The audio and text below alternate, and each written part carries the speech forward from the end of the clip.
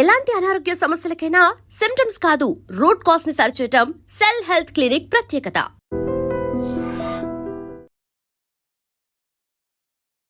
నమస్తే, welcome to iDream social spotlight with కవిత.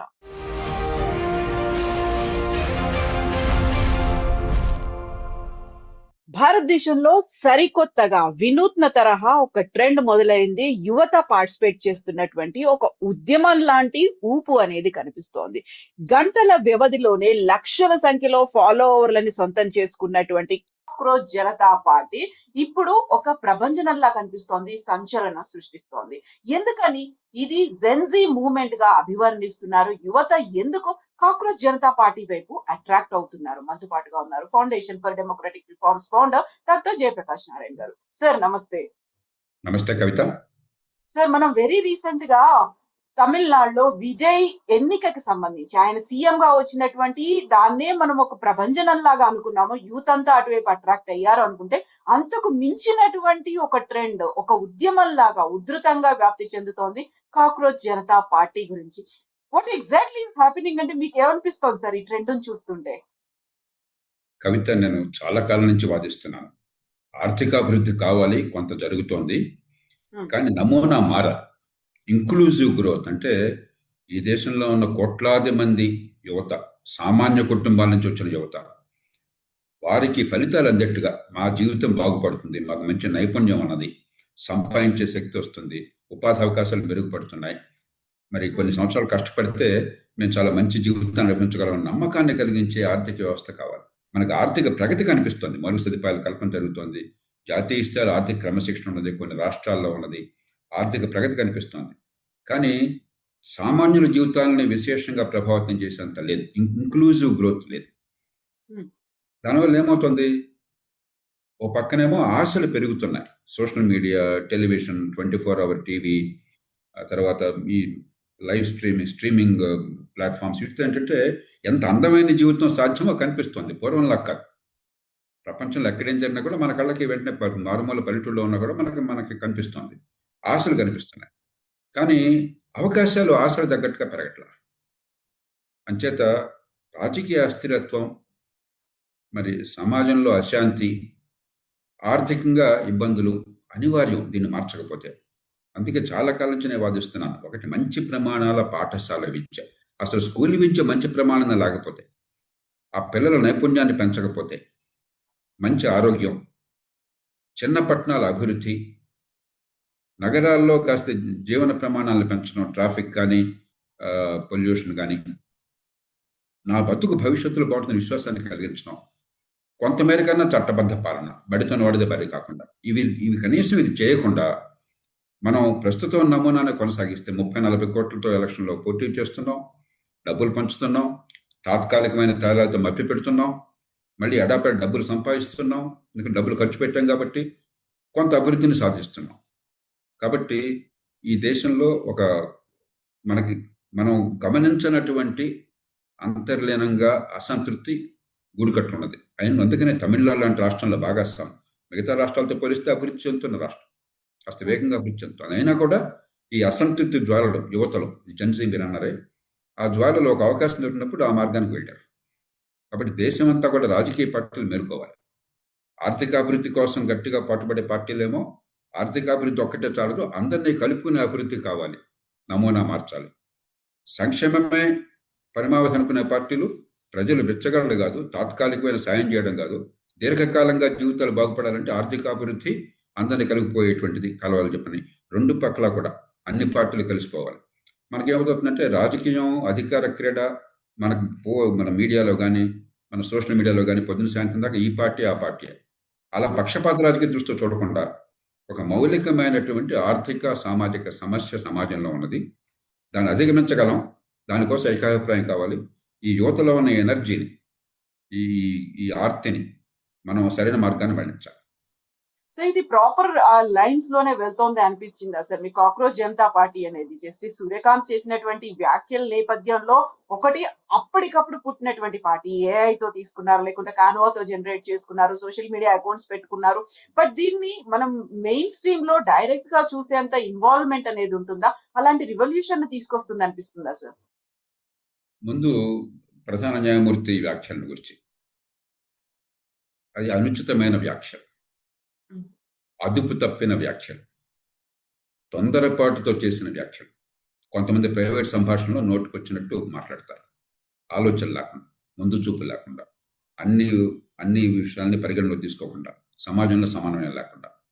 ఆ రకంగా కీలక స్థానాల్లో ఉన్నారు. రాజకీయంలో కావచ్చు, పరిపాలనలో కావచ్చు, న్యాయ వ్యవస్థలో కావచ్చు, మీడియాలో కావచ్చు, పౌర సమాజంలో కావచ్చు, నోటుకొచ్చినట్టు ఏకపక్షంగా మాట్లాడడం ఎంత ప్రమాదకరమో మనకు స్పష్టంగా రుజువు చేసింది. నేను తర్వాత విన్నాను, ప్రధాన న్యాయమూర్తి గారు క్షమాపణ చెప్పారు, మన్నించండి చెప్పని. వక్రీకరించారు అనేది కూడా ఉంది. కనీసం ఇది ఒక కాషనరీ టేల్ అంటాం. అంటే 10 మందికి అవాకులు చెవాకులు నోటుకొచ్చిన దుర్భాషలాడటం, తోడనాడటం, అదుపు లేకుండా ప్రవర్తించటం కీలక స్థానాల్లో ఉన్నవాళ్ళు. అలా చేస్తే ఎంత ప్రమాదం ఉంచుకొస్తుందో చెప్పన్నది అర్థమైనట్టయితే కనీసం కొంతమేరకు ఫలితాలు ఇస్తుంది. ఇక రెండోది, నేను ఈ సోషల్ మీడియాలో ఇది చూడలే. నేను నాకు నా బృందం నా దృష్టి తీసుకొచ్చింది, మీలాంటి వాళ్ళ దృష్టి తీసుకొస్తున్నారు. కానీ మనం ఏంటంటే అధికార క్రీడ పరమావధిగా ఉన్న రాజకీయంలో ఉన్నాం. మన సమాజంలో ఒక 2020 క్రికెట్ మ్యాచ్ లాగా మనకి వీడు గెలుస్తాడా వాడు గెలుస్తాడా, వీడికి లాభం వాడికి లాభం ఆలోచిస్తున్నాం. కానీ మనకి లాభం ఏంటి? పౌరులంగా, పన్ను కట్టే వాళ్ళంగా, ఓటు వేసే వాళ్ళంగా మన పిల్లల భవిష్యత్తు ఏంటన్న దాని మీద దృష్టి పెద్దగా పెట్టట్లా. ఎంతసేపటికి ప్రతిదాన్ని ఒక పక్షపాత రాజకీయ కోణం నుంచి, రాజకీయ కోణంలో చూడాలి. రాజకీయ కోణం అంటే నేను పన్నులు కడుతున్నాను, ఓటు వేస్తున్నాను, నా బతుకుల్ని, నా సమిష్టి అవసరాలని తీర్చేందుకు, నా పిల్లల భవిష్యత్తును కాపాడేందుకు ఏ నిర్ణయాలు జరుగుతున్నాయి, పర్యవసానం ఎట్లా ఉంది, అది నిజమైన రాజకీయం. వీడు గెలుస్తాడా ఆడు గెలుస్తాడా, ఇది నిజమైన రాజకీయం కాదు. ఇది పక్షపాత రాజకీయం, కుహన రాజకీయం. ఇది అధికార క్రీడే రాజకీయం అనుకుంటే అంతకంటే పొరపాట్లేదు. కాబట్టి ఇలాంటి జరిగినప్పుడు రాజకీయ పార్టీలు ఖచ్చితంగా దాన్ని ఉపయోగించుకుంటాయి, అనివార్యం. అది దాని గురించి పెద్దగా ఆలోచించకూడదు. దాని వెనకాల ఉన్న ఆర్తిని గమనించాలి. యువతలో, దేశంలో అన్ని ప్రాంతాల్లో కులం, మతం, ప్రాంతం, భాష నిమిత్తం లేకుండా అందరిలో కూడా ఒక కొంత ఆవేదన, కొంత కసి, కొంత కోపం ఉన్నాయి. వాళ్ళు ఏ పాపం ఎరగకుండా, వాళ్ళ తప్పేం లేకుండా వాళ్ళకి మంచి ప్రమాణాలు ఇచ్చి అందకుండా చేసింది ఈ వ్యవస్థ, నైపుణ్యం లేకుండా చేసింది ఈ వ్యవస్థ. అందుకని ఇంజనీరింగ్ చదివారనుకోండి, 15 లక్షల మంది ఇంజనీరింగ్ చదివితే డిగ్రీ ఉంటుంది, కానీ దానిలో 1,500,000 2 లక్షల మందికి కాస్త ఇంజనీరింగ్ పరిజ్ఞానం ఉందని అందరూ చెప్తున్నారు. ఎన్నో సర్వేలు రుజువు చేశాను. కాగితమే డిగ్రీ ఉందంతే. మన రాజకీయంలో వీళ్ళు ఏం చేస్తున్నారు, అన్ని పార్టీలు కూడా మభ్యపెట్టి ప్రజల్ని, మీకేదో గొప్ప భవిష్యత్తుని మేము ఇస్తున్నాము, గవర్నమెంట్ ఉద్యోగాల్లో చేరండి. ఇప్పుడు తెలంగాణ తీసుకోండి, వాళ్ళు ఏమన్నారు, job calendar. Andhra Pradesh mega DSC. అంటే ఉన్న కొద్ది ప్రభుత్వ ఉద్యోగాలు 100-200 ఉంటే లక్షల మందికి ఉపాధి కలిగిస్తుందనే భ్రమని కలిగించి దాని మీద కోలాహలాన్ని సృష్టించి యువతని మభ్యపెడుతున్నారు. కానీ చివరికి ఏమవుతుంది, ఆ 100 ఉద్యోగాలే ఉండేది, మరి లక్షల మంది పోటీ పడుతున్నారు, మిగతా వాళ్ళతో ఏమవుతారు? మార్కెట్లో మనకు కావాల్సిన వస్తువులు సేవలన్నీ మార్కెట్లో అంతా. ఇప్పుడు మీరు మనం చర్చించుకుంటున్నాం, ప్రజల్లో కాస్త ఆలోచన పెంచాలి, కొన్ని వాస్తవాల ఆధారంగా కొన్ని నిర్ణయాలకు ప్రజలు రావాలని ఒక సేవను మీరు అందిస్తున్నారు. ఇది ఎవరు చేస్తున్నారు? మీరు చేస్తున్నారు, మీ ఛానల్ చేస్తుంది, గవర్నమెంట్ చేయట్లా. ఇప్పుడు మనం వేసుకునే దుస్తులు కావచ్చు, ఆ జేబులో ఉన్న పెన్ కావచ్చు, చేతుకున్న వాచ్ కావచ్చు, వాడే మొబైల్ ఫోన్ కావచ్చు, ఇవన్నీ గవర్నమెంట్ చేయట్లా. ఇవన్నీ చేస్తుంది మార్కెట్. ఉత్పత్తి ఎక్కడ జరిగితే ఉపాధి అక్కడ ఉంటుంది. మనం అనుకుంటున్నాం ఉత్పత్తి జరగని చోట ప్రభుత్వంలో ఉపాధి ఉంటుంది అనుకుంటున్నాం. ఉపాధి ఎట్లా వస్తుంది? సమాజ అవసరాలను కనుక నేను తీరిస్తే, సమాజంలో ఒక సేవ కానీ వస్తువు కానీ అవసరమైతే మంచి నాణ్యత కలది, పోటీకి తట్టుకునేది, మంచి ధరకి నేను అందించగలిగితే, దాన్ని అమ్ముకుంటే వచ్చే ఆదాయం నాకు ఉపాధి అవుతుంది. సమాజానికి అవసరాలు తీరుతాయి. అవసరాలు తీర్చని ఉపాధి సాధ్యం కాదు. ఈ పార్టీలు ఈ మాట చెప్పకుండా, దానికోసం బాటలు వేయకుండా, పునాదులు వేయకుండా భ్రమలు కల్పించి, లేదు ఉద్యోగాలు మేము ఇచ్చేస్తాము గవర్నమెంట్లో, నీకు డిగ్రీ పుచ్చుకుంటే బిడ్డ నీకు ఉద్యోగం వచ్చేస్తుందన్న భ్రమలు కలిగించి నిరాశను మరింత పెంచుతున్నారు. ఈ నమూనా నుంచి నిజాయితీగా అధికారాన్ని వికేంద్రీకరించడం, చిన్న పట్టణాలను అభివృద్ధి చేసి ఎక్కడికక్కడ ఆర్థిక కేంద్రాలుగా మార్చి వేలాది మంది అసంఘటిత రంగంలో ఉన్న వాళ్ళకి మార్గాన్ని కల్పించడం, మంచి ప్రమాణాల పాఠశాల విద్య నైపుణ్యాన్ని ఇవ్వటము, మంచి ఆరోగ్యాన్ని అందించడము, నగరాల్లో పట్టణాల్లో గృహవసతి మిగతా వాటి కోసం దీర్ఘకాలంగా ఏర్పాట్లు చేయటము, ఇవన్నీ చేస్తే ఏమవుతుందంటే మన సమాజంలో 190 మంది అసంఘటిత రంగంలో ఉన్నారు. నెల జీతం లేదు, ఉద్యోగ భద్రత లేదు, రెక్కాడితే గంట ఒక్కడని వాడు. ఉమ్, మన వ్యవస్థ అంతా 100కి 10 మందిని కూర్చే పనిచేస్తుంది సంఘటిత రంగంలో ఉన్నవాడు. ఈ 90% అసంఘటిత రంగంలో ఉన్న వాళ్ళని సంఘటిత రంగంలోకి తీసుకురాకుండా, ఒక జీవితంలో భద్రత లేకుండా, కష్టపడ్డా కూడా కొన్నేళ్లకి నా జీవితం బాగుపడుతుందనే విశ్వాసం లేకుండా ఉంటే, అటు ఒక పక్కన నిరాశ నిస్పృహ, మరో పక్కన కసి కోపం, ఇవి సమాజాన్ని అల్లకల్లోలం చేస్తాయి. అంచేత పక్షపాత రాజకీయ దృష్టి ఆలోచించుకోండి. ఈ పార్టీ ఆ పార్టీ ఏ పార్టీ మనకు అనవసరం. మనకు కావాల్సింది మన భవిష్యత్తుకు బాటలు ఎట్లా పడుతున్నాయి, ఆ మార్గాన్ని కనుక మళ్లించగలిగినట్లయితే చర్చని ఇది మంచి ప్రయోజనాలు ఇస్తుంది. అలా కాకుండా కేవలం ఆశలు రేకెత్తించి, పార్టీల మధ్య ద్వేషాన్ని రేకెత్తించి, ఇది వాడికి వీడికి మధ్య పోరాటంలో మనల్ని సమితులు చేసినట్టయితే ఇది అనవసరంగా అల్లకల్లోలను సృష్టిస్తుంది. Exactly sir. ఒక సెటైరికల్ గా, ఒక సర్కాస్టిక్ గా స్టార్ట్ అయినటువంటి, అనౌన్స్ చేసినటువంటి ఒక పార్టీ, దాంట్లో కూడా మేము ఇందులో మెంబర్షిప్ లను తీసుకుంటున్నాం, ఒక డ్రైవ్, మీరు ఈ ఫామ్ ఫిల్ చేయండి అంటే అందులో యాడ్ అయిపోతున్నారు మెంబర్స్ గా. అట్ ద సేమ్ టైం ఫాలోవర్లుగా పెరుగుతున్నారు.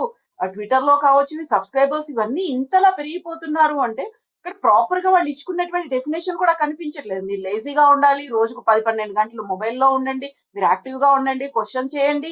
ఈ లేజినెస్ తో పాటుగా డెమోక్రటిక్ గా ఉండాలి, లేకుంటే సోషలిస్ట్ యాంగిల్ ఉండాలి అనేది ఉంది. కానీ కన్స్ట్రక్టివ్ గా ఎలా తీసుకెళ్లాలి అనేది, ఏదో ఒక చిన్న ఆధారం, ఒక ఊతం దొరికితే చాలు ఫాలో అవడానికి మేము రెడీగా ఉన్నాము అని చెప్పేటువంటి యూత్ అక్కడ కనిపిస్తోంది. యూత్ ఫోర్స్ అనేది కోట్లలో కనిపిస్తోంది. బట్ ప్రాపర్ గా డ్రైవ్ చేసే దిశగా వీళ్ళకి ఆ మెకానిజం ఉందనిపిస్తోందా సార్? ఇప్పుడు మనం ఎజెండాని యువత, నిరుద్యోగ యువత ముఖ్యంగా సృష్టించలేదని మనం వాపోవటం పొరపాటు. అది వారి బాధ్యత కాదు. యువత తమ మనసులో ఉన్న అశాంతిని, కసిని, ఆవేశాన్ని, కొంత నిస్పృహ, నిరాశని వ్యక్తం చేస్తున్నారు. దానికి ఒక మార్గాన్ని చూపెట్టి ఎజెండాను సృష్టించే బాధ్యత సమాజంలో, పౌర సమాజంలో నాయకత్వం ఇచ్చేవాళ్ళది, రాజకీయ పార్టీలది, చట్టసభలది. చట్టసభలో రాజకీయ పార్టీలకు మనం ఓటు వేసి వాళ్ళు కూర్చోబెట్టి పనులు కడుతుంటే వాళ్ళు ఏం చేయాలో ఆలోచించుకుంటే, నువ్వు ఆలోచించాలని నువ్వు చెప్పలేదని చెప్పండి ఎట్లా? ప్రజలు స్పష్టంగా భావన వ్యక్తం చేస్తున్నారు. ఏమండి, మీరు చేస్తున్నది మాకు చాలటం లేదు, మా జీవితాలను తాకటం లేదు, నాకు బాధ కలుగుతోంది, నాకు ఆందోళన ఉన్నదని చెప్పని. ఆ ఆందోళనకి, ఆ బాధకి ఒక మార్గాన్ని చూపెట్టి పరిష్కారాన్ని చూపెట్టే బాధ్యత అధికారంలో ఉన్న వాళ్ళది, పౌర సమాజంలో మీది, నాది కూడా. నేను కేవలం అధికారంలో పార్టీలది అంటలా, ప్రభుత్వాలది అంటలా, పౌర సమాజంలో ఉన్న మన అందరిది నిర్మాణాత్మక మార్గం చూపెట్టే బాధ్యత. కాబట్టి ఆ యువతను నిందించడం నన్ను ఒప్పుకోను. మనం చూడాల్సిన యువత నుంచి నిరాశ, నిస్పృహ, ఆవేదన, ఆందోళన, భవిష్యత్తు బాగుండాలన్న ఆశ, కోరిక కనిపిస్తున్నాయి. అది అనుకున్నంత స్థాయిలో జరగడం లేదు. మనం దానికి ఒక మార్గాన్ని చూపెట్టడం ఒకటి, ఒక నమ్మదగిన మార్గాన్ని, నిర్దిష్టమైన మార్గాన్ని, నేను కష్టపడితే నా భవిష్యత్తు బాగుంటుందని విశ్వాసాన్ని కలిగించే మార్గాన్ని. రెండో పక్కన అద్భుతాలు ఏమి జరగవు. మానవ సమాజంలో ఒక బటన్ నొక్కితేనో, లేకపోతే స్విచ్ చేస్తేనో, సినిమా సీన్ లాగా మరుక్షణం అద్భుతాలు జరగవు. అది సినిమాల్లో జరుగుతుంది. ఒక హీరో నిన్నటి దాకా పాపం నిరుపేదగా ఉండి కష్టాల్లో ఉంటే మన్నాటి కోటీశ్వరుడు అయిపోతాడని చెప్పిన. అది జీవితంలో జరగదు. మన పునాదులు వేయాలి, కష్టపడాలి. కాబట్టి ఆ ఓపిక ఉండాలి అని చెప్పంటే, మీరు ఒక నిర్దిష్టమైన మార్గాన్ని, నమ్మదగిన మార్గాన్ని, నా జీవితం బాగుపడుతుంది, నాకు అవకాశం దొరుకుతుంది, నమ్మకం కలిగించే మార్గాన్ని చూపెట్టాలి. నిరంతరం కొంత ఓర్పు, కష్టపడే తత్వము, నైపుణ్యము, ఇవి లేకపోతే అభివృద్ధి సాధ్యం కాదు. వ్యక్తికి కానీ సమాజానికి కానీ గుర్తు చేయాలి. ఈ రెండు చేసే బాధ్యత రాజకీయ వ్యవస్థది, పౌర సమాజానిది, సమాజంలో కాస్త కూస్త పలుపడిన వాళ్ళది. మనం ఆ పని చేయకుండా యువతను పట్టుకుని నువ్వు పరిష్కారం చూపెట్టని చెప్పంటే అది సరైనది కాదు. కాక్రోచ్ జనతా పార్టీ అనే ఒక పేరుని అనౌన్స్ చేసిన వెంటనే గంటల్లోనే, ఆల్మోస్ట్ ఒక 3 days లోనే ఇంత పెద్ద ఎత్తున ఉద్యమం లాగా సోషల్ మీడియాలో వచ్చింది. గతంలో ప్రతిసారి ఒక మాట చెప్తుండేవాడు, శ్రీలంకలో వచ్చింది, బంగ్లాదేశ్ లో వచ్చింది, నేపాల్ లో వచ్చింది, అలాంటి జెన్జీమ్ ఉద్యమము, యువత రోడ్ల మీదకి వస్తారు అనేది. ఇది నెక్స్ట్ అటువైపు టర్న్ అవ్వకుండా ఉండాలి అంటే తీసుకోవాల్సినటువంటి చర్యలు ఏముంటాయి సార్? నేను గమనించుంటాను, మీరు గత కొద్ది సంవత్సరాలుగా నేను మళ్ళీ చెప్తున్నాను. Inclusive, sustained, high economic growth, అందరినీ కలుగుపోయి అందరికీ భాగస్వామ్యం ఉండేటువంటిది, దీర్ఘకాలం కొనసాగేది సస్టైన్డ్, అత్యధిక స్థాయిలో ఆర్థిక ప్రగతి. ఇంక్లూజివ్, సస్టైన్డ్, హై అంటే ముందు సస్టైన్డ్ హై గ్రోత్ కావాలని చెప్పంటే ఆర్థిక క్రమశిక్షణ ప్రభుత్వాలకి. ప్రభుత్వాలు దివాలా తీసి మన ఆంధ్రప్రదేశ్, తెలంగాణలో మనం చూస్తున్నాం.